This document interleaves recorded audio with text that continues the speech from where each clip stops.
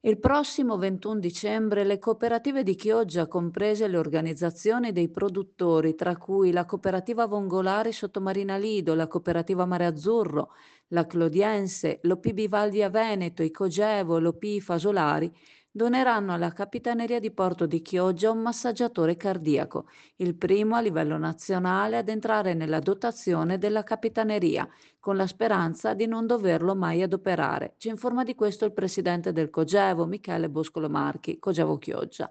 I vongolari recentemente hanno manifestato alle Zattere a Venezia, dove, giunti con le loro turbosoffianti, sono stati accolti dal Consiglio regionale Veneto, dal comandante della Capitaneria di Porto, dalla prefettura. La manifestazione si è ritenuta opportuna a causa della moria di vongole che ha messo in ginocchio il settore. Il periodo prenatalizio è sempre stato un periodo buono per il prodotto vongola di mare, la richiesta aumenta e di conseguenza si riesce a mantenere un prezzo interessante. Quest'anno le vongole di questo specchio d'acqua mancheranno. Ora si sta provvedendo a riseminare, sperando di vedere la crescita dei nuovi individui che possano ripopolare i fondali e tornare ad essere una risorsa ambientale ed economica per la nostra realtà.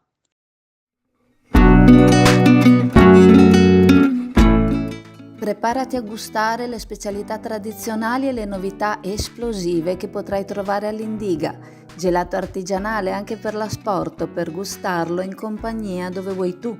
All'Indiga il gelato da passeggio più gustoso, in cono, coppetta o con lo stecco.